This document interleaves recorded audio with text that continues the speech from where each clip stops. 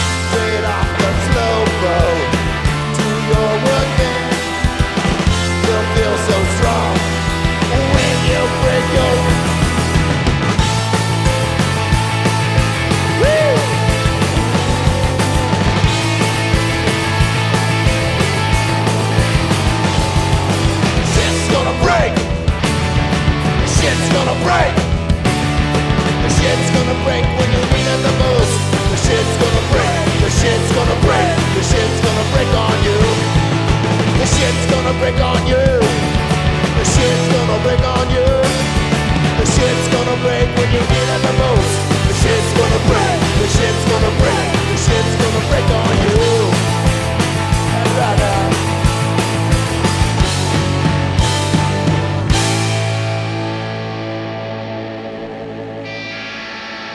Lost in Bermondsey.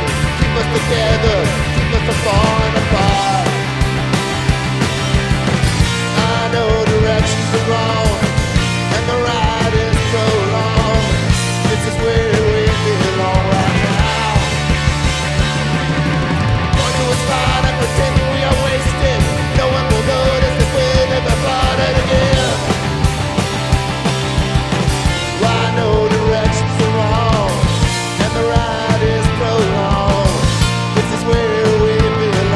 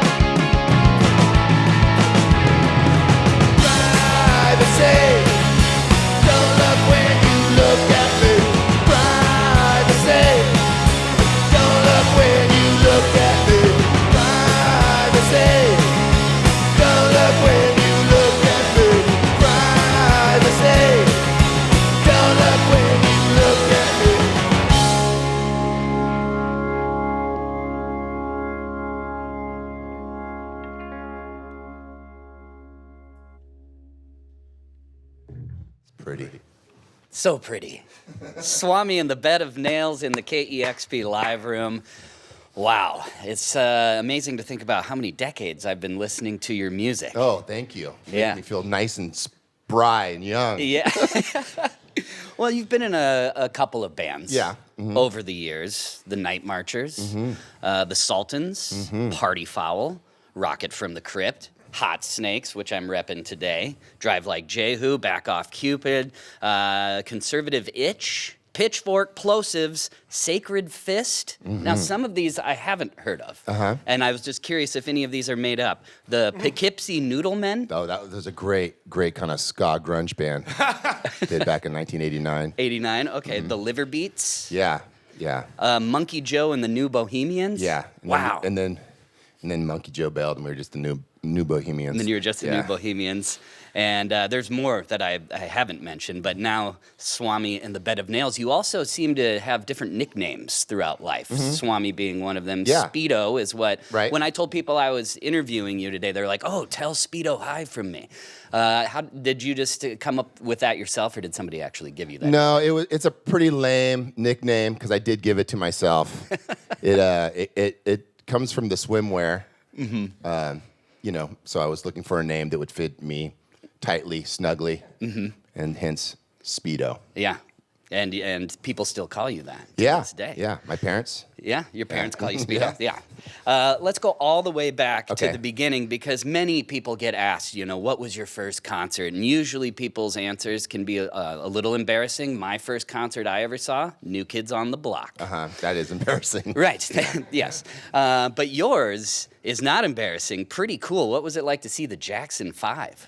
Well, I was really young, so I do remember it more the spectacle of it as opposed to the actual music. The Jackson 5, they had like a cartoon, a Saturday morning cartoon that I used to watch, and then obviously they were kind of marketed kind of similar as kind of a boy band, much better, obviously. Yeah. But, they were kind of marketed towards kids a little bit, and I just loved them so much. I love Michael Jackson. I still love Michael Jackson, and but I love their music. Begged my parents to take me. They gladly did. And it was, I just remember a lot of people. I remember people smoking. Yeah. It was dark. I remember those And days. then they went out, and when they played, I remember people in the crowd ripping their clothes off of them. Yeah. And it was confusing. I thought, oh man, they're mad at the Jackson 5. What did the Jackson 5 do? Why are they ripping their clothes off? It's just like Beatlemania, right? It was Like, that. it was just That's hysteria. what it was, yeah. But I was a kid. Well, then when you were in 5th grade, you saw Kiss. Yeah, KI-44, as my grandfather would call them. Okay. Yeah. That had to leave an impression on you, I'm assuming. It did, yeah. It was like, comic book superheroes come to life with guitars and amps and smoke and blood and wires to fly them over the crowd and some great songs. Yeah, it was a good show. And you love a wide variety of music, but I learned that one of your favorites of all time is Bo Diddley. Oh, yeah. And you actually inadvertently introduced me to the album Another Dimension, which I had not heard until I was doing research for this interview, and that album blew my mind. Yeah, he has a lot of great records throughout his career. Yeah. That's fantastic. Amazing guitar player, amazing producer, amazing songwriter, amazing singer, amazing showman, just all of it, really great. We have an interesting connection. So we here at KEXP have a DJ named Kennedy. And Kennedy was named after the famous MTV VJ Kennedy. Yeah. And did you know that MTV VJ has a Rocket from the Crypt tattoo? Friends. Yeah. It's like at one time it was her only tattoo. I thought that was pretty cool. I'm like, wow, she's a huge fan. She was very supportive back then, very, very much so. Yeah. And a good friend. Yeah. Good friend of the band's. Now, I was going to walk in here and try to commit to this bit, but I don't have the acting chops. But I was going to tell you, would you believe me, if I bought this record from a used record store, but inside of it was a Rocket from the Crypt Circa Now album. But I'm talking about Pac-Man Fever. Is that a true story, or is that just a mate? It is not, but Okay. I wanted to get you back because you accidentally trolled me before trolling was a thing, because I bought this when I was in high school. Yeah. And I bought it because I'd heard Rocket from the Crypt, and I also the album cover is so cool.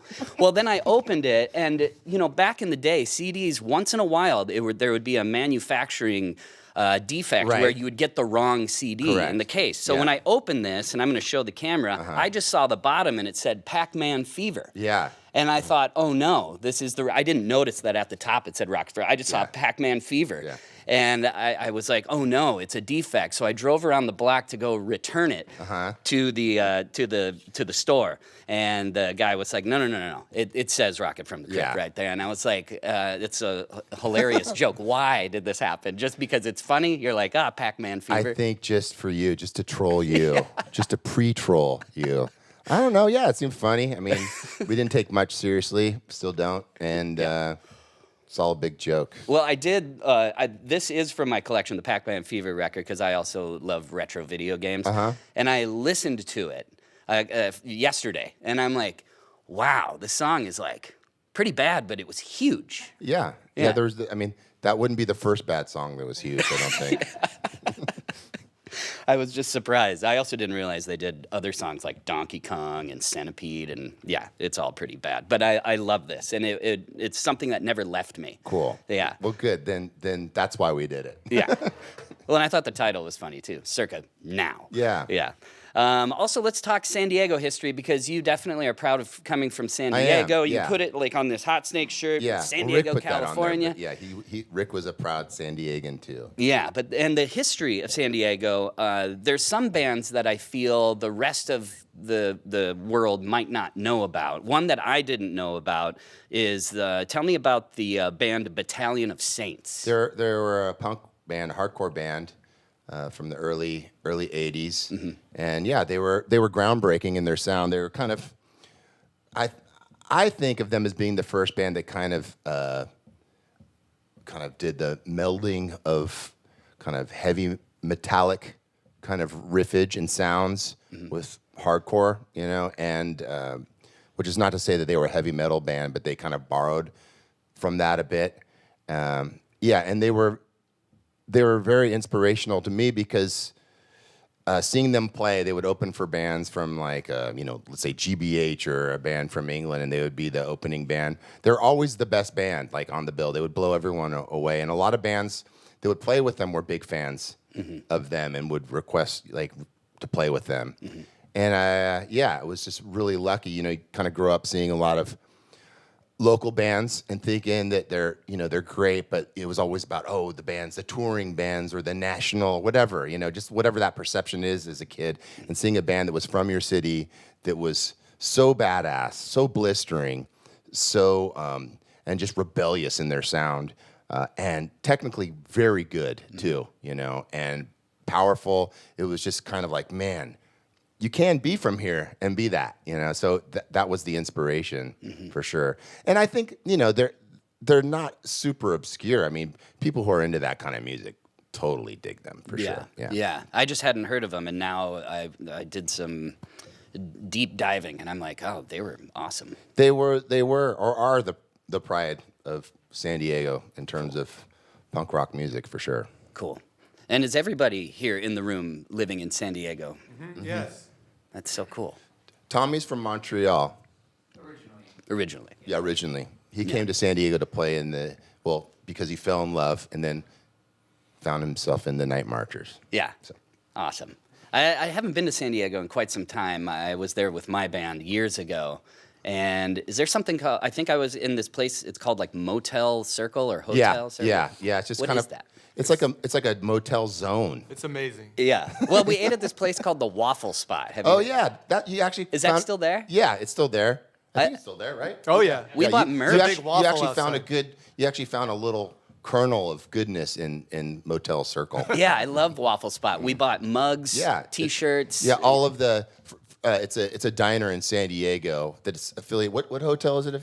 King's Inn or King's something Inn. like You're that? right, Yeah. and it's called the Waffle Spot, but all of the breakfast items are kind of named after kind of King Arthur. Sir Waffle Yeah, Lot. there's Sir Waffle Lot. Oh, that's why their mascot has Yeah. like A a crown. Crown, yeah.